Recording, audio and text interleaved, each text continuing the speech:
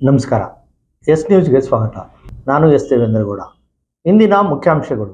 ಭತ್ತ ಖರೀದಿ ಕೇಂದ್ರ ಬೇಸಿಗೆ ಬೆಳೆಗೆ ನೀರು ಬಿಡಲು ಒತ್ತಾಯಿಸಿ ನವೆಂಬರ್ 25ಕ್ಕೆ ಜೆಡಿಎಸ್ ಬೃಹತ್ ಪ್ರತಿಭಟನೆ. ತಾಲೂಕು ಕನ್ನಡ ಸಾಹಿತ್ಯ ಪರಿಷತ್ತಿನಿಂದ ಸಂಗೀತ ಪರಂಪರೆ, ತತ್ವಪದ, ಜಾನಪದ ಸಾಹಿತ್ಯ ಕುರಿತು ದತ್ತಿ ಕಾರ್ಯಕ್ರಮ.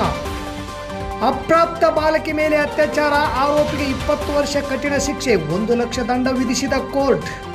ಕರ್ನಾಟಕ ರಕ್ಷಣಾ ವೇದಿಕೆ ಕನ್ನಡ ಸೇನೆಯಿಂದ 22ರಂದು ಸಾಧಕರಿಗೆ ಸನ್ಮಾನ ಹಾಗೂ ರಸಮಂಜರಿ ಕಾರ್ಯಕ್ರಮ.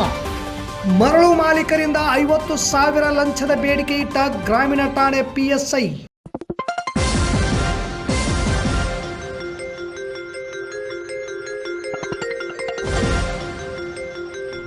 ಎಸ್ ನ್ಯೂಸ್, ಇದು ನಿಮ್ಮ ಧ್ವನಿ. ವಾರ್ತೆಗಳ ವಿವರ. ಈಗಾಗಲೇ ಭತ್ತ ಕಟಾವು ಎಲ್ಲೆಡೆ ನಡೆದಿದೆ. ಆದರೆ ಇದುವರೆಗೂ ಕೂಡ ಭತ್ತ ಖರೀದಿ ಕೇಂದ್ರ ತೆರೆಯುತ್ತಿಲ್ಲ. ಸರ್ಕಾರ ಮತ್ತು ಸ್ಥಳೀಯ ಶಾಸಕರ ನಿರ್ಲಕ್ಷ್ಯವೇ ಕಾರಣ. ಅಕಾಲಿಕ ಮಳೆಯಿಂದಾಗಿ ನಾಶವಾಗಿದ್ದ ಬೆಳೆಗಳನ್ನು ಬರೀ ವೀಕ್ಷಣೆ ಮಾಡಿದರೆ ಹೊರತು ಸರ್ವೆ ಮಾಡಿ ಡಾಟಾ ಎಂಟ್ರಿ ಮಾಡಿಲ್ಲ. ಈಗ 2ನೇ ಬೆಳೆಗೆ ನೀರು ಕೊಡುವುದಿಲ್ಲ, ರೈತರು ಸಹಕರಿಸಬೇಕು ಅಂತಿದ್ದಾರೆ. ಇದು ಎಷ್ಟು ಸರಿ ಎಂದು ಜೆಡಿಎಸ್ ಮುಖಂಡರಾದ ಚಂದ್ರು ಭೂಪಾಲ್ ನಾಡಗೌಡ ಸರ್ಕಾರದ ತೀರ್ಮಾನವನ್ನು ವಿರೋಧಿಸಿದರು. ಇಷ್ಟು ದಿವಸಗಳ ಕಾಲ ತುಂಗಭದ್ರಾ ಡ್ಯಾಮ್ನ ಕ್ರಸ್ಟ್ ಗೇಟ್ಗಳ ಬಗ್ಗೆ ಮಾತನಾಡುತ್ತಿದ್ದರು. ಗೇಟ್ಗಳನ್ನು ಕೂಡಿಸಲಿಕ್ಕೆ ಕೆಲವು ತಿಂಗಳು ಬೇಕೆಂದು, ಯಾವಾಗ ಡ್ಯಾಮ್ ಗೇಟ್ಗಳ ತಜ್ಞ ಕನ್ನಯ್ಯ ನಾಯ್ಡು ಗೇಟ್ಗಳನ್ನು ಕೂಡಿಸಲು 3 ತಿಂಗಳು ಸಾಕು, ಹಿಂಗಾರಿನ 2ನೇ ಬೆಳೆಗೆ ನೀರು ಕೊಡಬಹುದು ಎಂದು ಸರ್ಕಾರಕ್ಕೆ ಪತ್ರ ಬರೆದರು. ಆವಾಗಿನಿಂದ ಗೇಟ್ಗಳ ಬಗ್ಗೆ ಮಾತನಾಡುವುದು ಬಿಟ್ಟರು. ಇವಾಗ ಡ್ಯಾಮ್ನಲ್ಲಿ ನೀರಿಲ್ಲ ಅಂತ ಹೇಳುತ್ತಿದ್ದಾರೆ. ಇವತ್ತಿಗೂ ನಮ್ಮ ಭಾಗದ 33 TMC ನೀರು ಉಳಿದಿದೆ. ಪ್ರತಿ ಸಾರಿ ನೀರು ಕಮ್ಮಿಯಾದರೆ ಭದ್ರಾದಿಂದ 5-6 TMC ನೀರನ್ನು ಬಿಡಿಸಿ 2ನೇ ಬೆಳೆಗೆ ಕೊಟ್ಟ ಉದಾಹರಣೆಗಳಿವೆ. ಭದ್ರಾ ಜಲಾಶಯ ತುಂಬಿದೆ, 10 TMC ನೀರು ತರುವ ಅವಕಾಶಗಳಿವೆ. ಈಗಾಗಲೇ ಮಾಜಿ ಸಚಿವರು ಹಾಗೂ KOF ರಾಜ್ಯಾಧ್ಯಕ್ಷರಾದ ವೆಂಕಟರಾವ್ ನಾಡಗೌಡ ಮತ್ತು ಅವರ ಸಹಪಾಠಿಗಳು ಎಲ್ಲರೂ ಹೈದರಾಬಾದ್ಗೆ ಹೋಗಿ ಡ್ಯಾಮ್ಗಳ ತಜ್ಞ ಕನ್ನಯ್ಯ ನಾಯ್ಡು ಅವರನ್ನು ಭೇಟಿ ಮಾಡಿ ನೀರಿನ ಬಗ್ಗೆ, ಗೇಟ್ಗಳ ಬಗ್ಗೆ ಮಾಹಿತಿ ತಿಳಿದುಕೊಂಡು ಬಂದಿದ್ದಾರೆ. ಬಂದ ಮೇಲೆ ಉಪಮುಖ್ಯಮಂತ್ರಿ DK ಶಿವಕುಮಾರ್, ಜಿಲ್ಲಾ ಉಸ್ತುವಾರಿ ಸಚಿವರಾದ ಶರಣು ಪ್ರಕಾಶ್ ಪಾಟೀಲ್, ತಂಗಡಗಿ, NS ಬೋಸರಾಜ್ ಅವರ ಜೊತೆಗೆ ಮಾತನಾಡಿದ್ದಾರೆ.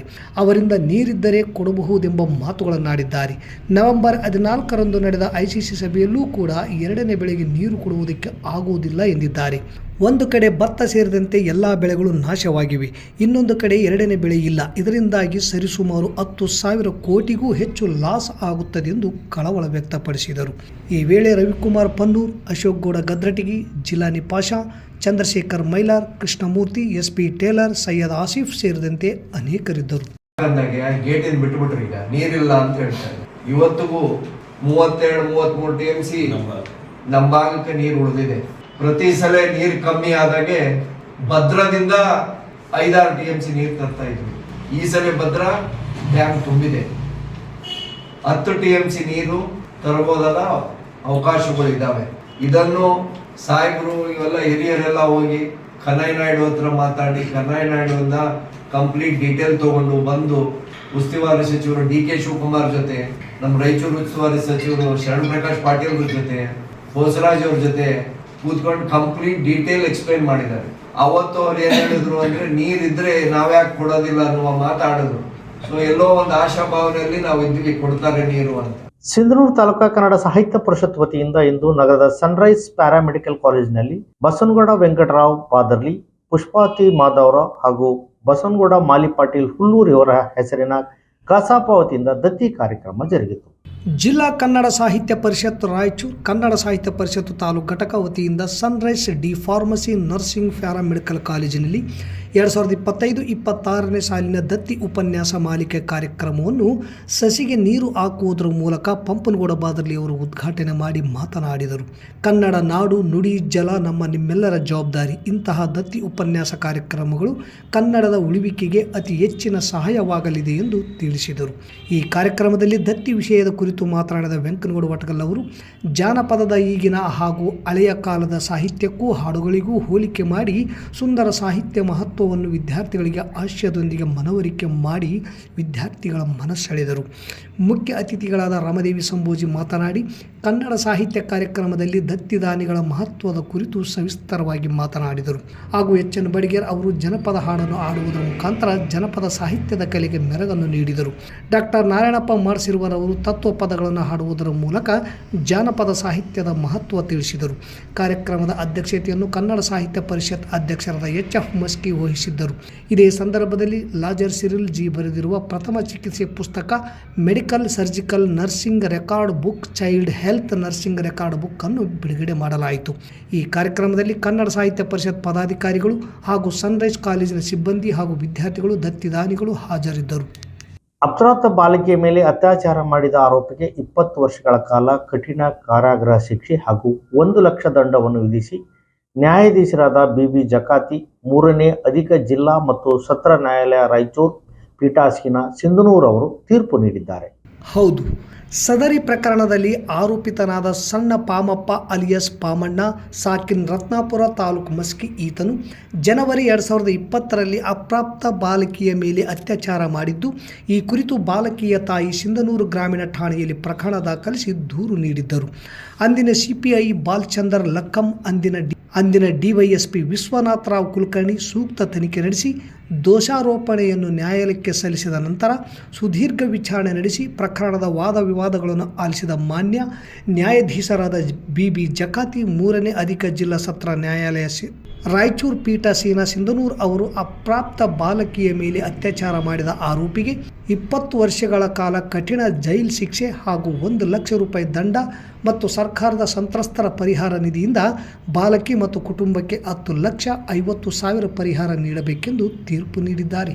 ಕರ್ನಾಟಕ ರಕ್ಷಣಾ ವೇದಿಕೆ ಕನ್ನಡ ಸೇನೆ ವತಿಯಿಂದ ನವೆಂಬರ್ 22ರಂದು ವಿವಿಧ ಕ್ಷೇತ್ರಗಳಲ್ಲಿ ಸಾಧನೆಗೈದ ಸಾಧಕರಿಗೆ ಸನ್ಮಾನ ಹಾಗೂ ಸರಿಗಮಪ ಖ್ಯಾತಿಯ ಬಾಳು ಬೆಳಗುಂದಿ, ಶಿವಾನಿ, ರಮೇಶ್ ಲಮ್ಮಾಣಿ ಅವರಿಂದ ಸಂಗೀತ ರಸಮಂಜರಿ ಕಾರ್ಯಕ್ರಮ ಜರುಗಲಿದ್ದು, ಕಾರ್ಯಕ್ರಮದಲ್ಲಿ ಭಾಗವಹಿಸಿ ಯಶಸ್ವಿಗೊಳಿಸಲು ಉಮೇಶ್ ಗೌಡ ಅರಳಳ್ಳಿ ಮನವಿ ಮಾಡಿದ್ದಾರೆ.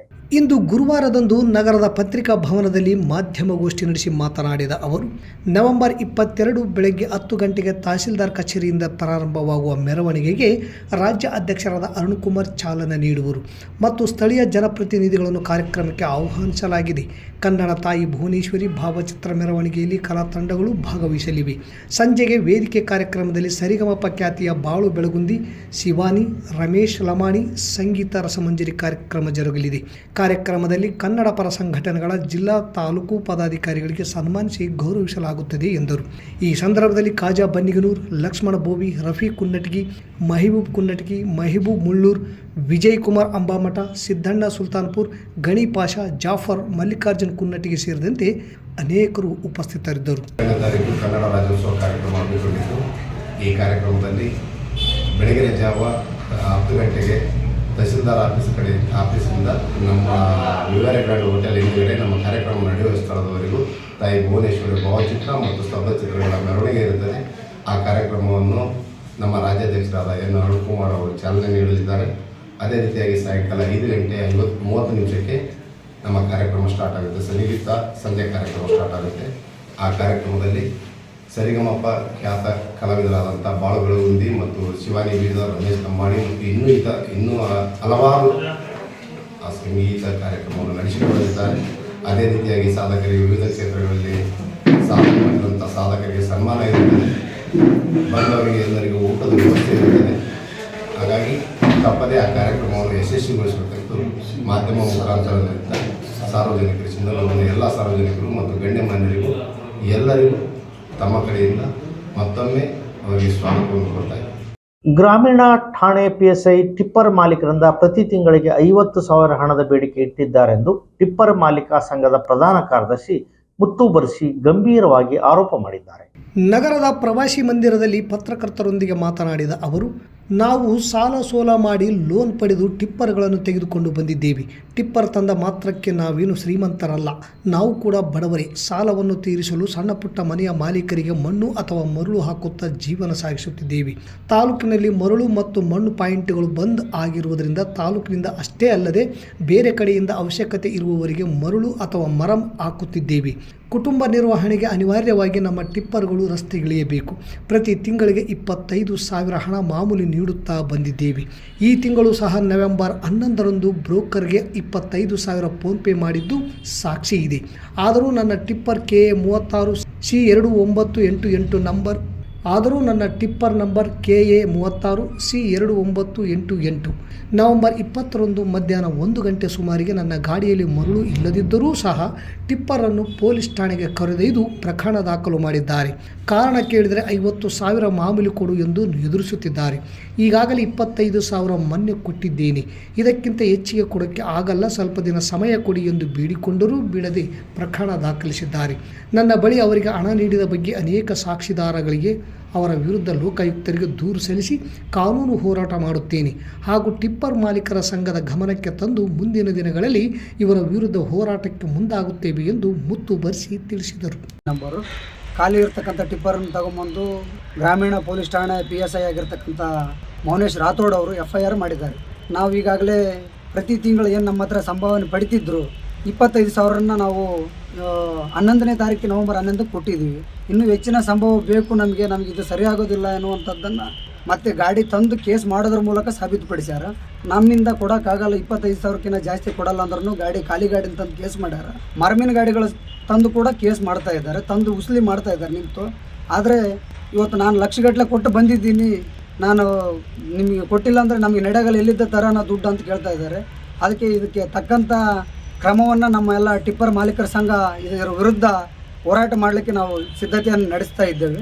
ನೋಡೋಣ ಮುಂದಿನ ದಿನಗಳಲ್ಲಿ ಯಾವ ಥರ ಇದಕ್ಕೆ ಪರಿಹಾರ ಸಿಗುತ್ತೆ ಅಂತೇಳಿ. ಇವತ್ತು ಉಸುಗಿಲ್ಲ ಮರಮಿಲ್ಲ ಅಂತೇಳಿ ಜನರು ಭಾಳ ಹತಾಶರಾಗಿದ್ದಾರೆ. ಪರಿಸ್ಥಿತಿ ಕಷ್ಟ ಆಗಿದೆ. ಇವತ್ತು 30,000 ರೂಪಾಯಿಗೆ ಒಂದು ಟಿಪ್ಪರ್ ಉಸುಗು ತಂದು ಹಾಕುವಂಥ ಕೆಲಸ ಕೂಡ ನಡೀತಾ ಇದೆ. 15,000ಕ್ಕೆ ಸಿಗ್ತಿರ್ತಕ್ಕಂಥ ಮರಳು 30,000 ರೂಪಾಯಿ ಆಗಿದೆ. ಆದರೆ ಜನರ ಕಷ್ಟನ ಯಾರೂ ಕೇಳೋರಿಲ್ಲ. ಇವ್ರಿಗೆ ಮಾತ್ರ ತಿಂಗಳಿಗೆ 50,000 ಕೊಡುವಂತ ಇದ್ದಾರೆ. 25,000 ನಾವು ಆಗಲೇ 11ನೇ ತಾರೀಕಿಗೆ ಕೊಟ್ಟಿದ್ದೀವಿ, ಫೋನ್ಪೇ ಸಮೇತ ಮಾಡಿದ್ದೀವಿ. SB ಕಾನ್ಸ್ಟೇಬಲ್ ಗೋಪಾಲ್ ಅನ್ನುವಂಥವ್ರು ಮಂಜುನಾಥ್ ಅವರಿಗೆ ಫೋನ್ಪೇ ಮಾಡಿಸಿ ಫೋನ್ ಮುಖಾಂತರ ಮಾತಾಡಿಸಿದ್ದಾರೆ. ಹೆಚ್ಚಿಗೆ ಕೊಡಬೇಕು, ನಮ್ಗೆ ಇದಾದ್ರೆ ಸರಿಯಾಗಲ್ಲ ನೋಡಿ, ಇದು 25 ಅಂತ ಹೇಳಿದ್ದಾರೆ. 1-2 ದಿನ ಸಮಯ ಕೊಡ್ರಿ ಸರ್ ಅಂತ ಕೇಳಿದ್ವಿ ನಾವು. ಅದರಲ್ಲೇನು ತಪ್ಪಿಲ್ಲ. ನಾವು ಕೇಳಿದ್ದಕ್ಕೂ ಯಾಕೆ ನಾವು ರಿಕ್ವೆಸ್ಟ್ ಮಾಡಿದ್ವಿ, ಕೊಡ್ತೀವಿ ಇನ್ನೂ ಅಂದಿದ್ವಿ. ಅವ್ರು ಕೇಳಿದ್ದಕ್ಕೆ ಸಮಯ ಕೊಡಲಾರ್ದೆ ಗಾಡಿ ತಂದು ಕೇಸ್ ಮಾಡಿದ್ದಾರೆ. ಅದಕ್ಕೆ ನೋಡೋಣ, ಕಾಲಾವಕಾಶ ನಮಗೂ ಇದೆ, ನಾವು ಕೂಡ ಹೋರಾಟ ಮಾಡಲಿಕ್ಕೆ ಸಿದ್ಧತೆಯನ್ನು ನಡೆಸ್ಕೊಳ್ತಾ ಇದ್ದೀವಿ. ಜಿಲ್ಲಾಡಳಿತ, ಜಿಲ್ಲಾ ಪಂಚಾಯತ್, ಜಿಲ್ಲಾ ಆರೋಗ್ಯ ಮತ್ತು ಕುಟುಂಬ ಕಲ್ಯಾಣ ಇಲಾಖೆ ರಾಯಚೂರು, ಜಿಲ್ಲಾ ತಂಬಾಕು ನಿಯಂತ್ರಣ ಕಾರ್ಯಕ್ರಮ, ತಾಲೂಕಾ ಆರೋಗ್ಯಾಧಿಕಾರಿಗಳ ಕಾರ್ಯಾಲಯ ಸಿಂಧನೂರು ಹಾಗೂ ಪ್ರಾಥಮಿಕ ಆರೋಗ್ಯ ಕೇಂದ್ರ ಸಾಲ್ಗುಂದ ರವಿವಾರ ಸಂಯುಕ್ತ ಆಶ್ರಯದಲ್ಲಿ ಸಾಲ್ಗುಂದ ಗ್ರಾಮದ ವ್ಯಾಪ್ತಿಗೆ ಬರುವ ಅಪ್ಪಾರಾವ್ ಕ್ಯಾಂಪಿನಲ್ಲಿ ರಾಷ್ಟ್ರೀಯ ತಂಬಾಕು ನಿಯಂತ್ರಣ ಕಾರ್ಯಕ್ರಮದ ಪ್ರಯುಕ್ತ ತಂಬಾಕು ಮುಕ್ತ ಯುವ ಅಭಿಯಾನ ಕಾರ್ಯಕ್ರಮ ಹಮ್ಮಿಕೊಳ್ಳಲಾಗಿತ್ತು. ತಂಬಾಕು ಮುಕ್ತ ಸಮಾಜ ನಿರ್ಮಾಣಕ್ಕೆ ಪರಸ್ಪರ ಕೈ ಜೋಡಿಸೋಣ. ತಂಬಾಕು ಸೇವನೆಯಿಂದ ವಿವಿಧ ರೀತಿಯ ಕ್ಯಾನ್ಸರ್ಗಳು ಬರುವ ಸಾಧ್ಯತೆ ಇರುತ್ತದೆ. ಸಿಗರೆಟ್ ಸೇದುವುದರಿಂದ ಮತ್ತು ಕ್ಯಾನ್ಸರ್ ಕಾರಕ ವಸ್ತುಗಳಿರುವುದರಿಂದ ಮಾದಕ ವಸ್ತುಗಳ ಸೇವನೆ, ಟಾರ್ ಮತ್ತು ನಿಕೋಟಿನ್ನಲ್ಲಿರುವ ಸುಮಾರು 200ಕ್ಕೂ ಹೆಚ್ಚು ವಿಷ ವಸ್ತುಗಳಲ್ಲಿ ಅನೇಕ ವಸ್ತುಗಳು ಕ್ಯಾನ್ಸರ್ ರೋಗಕ್ಕೆ ಕಾರಣವಾಗಿವೆ. ಕ್ಯಾನ್ಸರ್ ಪೂರಕದ ಕೆಲವು ಗಡ್ಡೆಗಳ ಬೆಳವಣಿಗೆಗೆ ಕಾರಣವಾಗುತ್ತದೆ. ಹತ್ತಿರದ ತಂಬಾಕು ವ್ಯಸನ ಮುಕ್ತ ಕೇಂದ್ರಗಳಿಗೆ ಭೇಟಿ ನೀಡುವುದು, ತಂಬಾಕು ಸೇವನೆ, ಧೂಮಪಾನದ ದುಷ್ಪರಿಣಾಮಗಳ ಬಗ್ಗೆ ಉಚಿತ ಆಪ್ತ ಸಮಾಲೋಚನೆ, ಆಧುನಿಕ ಯಂತ್ರಗಳ ಸಹಾಯದಿಂದ ತಂಬಾಕು ಸೇವನೆಯ ಪ್ರಮಾಣವನ್ನು ಪತ್ತೆ ಹಚ್ಚಲಾಗುವುದು, ಅಗತ್ಯವಿರುವವರಿಗೆ ಚಿಕಿತ್ಸೆ ಕೊಡಲಾಗುವುದು.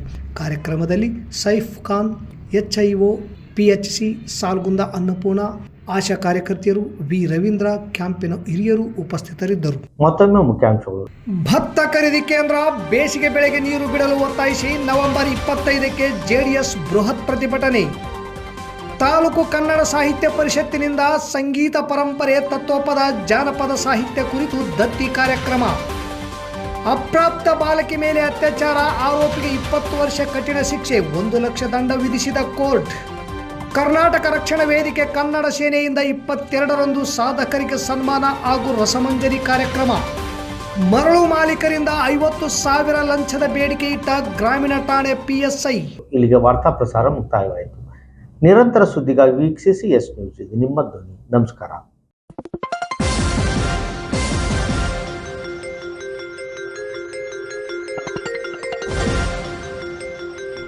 ಎಸ್ ನ್ಯೂಸ್, ಇದು ನಿಮ್ಮ ಧ್ವನಿ.